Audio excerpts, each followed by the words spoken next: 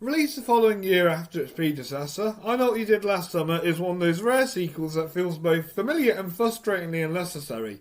It tries to recapture the tension and thrills of the original I Know What You Did Last Summer, while adding a few new wrinkles, but in the process it ends up being a mixed bag, some moments entertaining, but others painfully forgettable. Weird. This time around, Julie James, played by Jennifer Love Hewitt, and her friends win a trip to the Bahamas, only to find themselves again stalked by the infamous hook-wielding killer. The change of setting from a small town coastal America to a tropical resort should have injected freshness, but instead it feels more like a gimmick. The premise is straightforward, yet the story feels recycled, with the killer's return and the twist ending coming across as more forced than frightening. Not a great plan.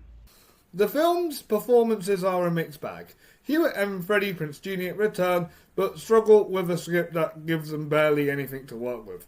Brandy and Mimic Filler bring some energy as new additions, though their characters are thinly written. Jack Black pops up for an odd, almost cartoonish stoner role, and John Hawkes makes a blink and you'll miss appearance, but neither add much beyond novelty. Gee, that's disappointing. Visually, the film is glossing but uninspired. Director Danny Cannon delivers a slick surface, but the scares are predictable and the tension is rarely sustained. Scenes that should feel suspenseful often fall flat, with basic jump scares and uninspired kills that lack the sharp edge of the original. Yes, but at least they never miss an opportunity to miss an opportunity. That said, there's a fleeting of fun. The tropical storm backdrop add a little atmosphere, and a couple of deaths are memorable in a campy late 90s kind of way. The film leans into some cheesy charm, but it never rises above being by the numbers sequel.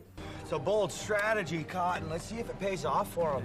Before I reveal my final thoughts, I just want to remind you guys to hit that like button, subscribe to Fright on Netflix, and follow us on social media so you don't miss a single scare. Have you seen I Still Know What You Did Last Summer? What did you think? Please let me know in the comments down below, as I'd love to hear your thoughts. Now, back to the video. But I want it now!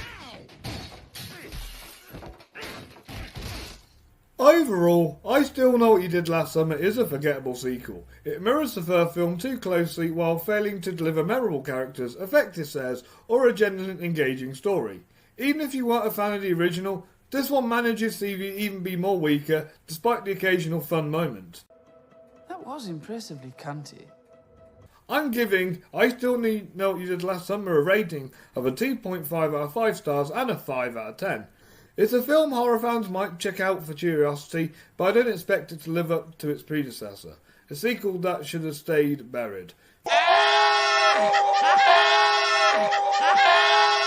Thank you all for watching today's video. Join me next time when I cover the 2025 Legacy sequel, I Know What You Did Last Summer, which also has the same name as the original. And also make sure you check out all my past reviews, including my review of the original I Know What You Did Last Summer.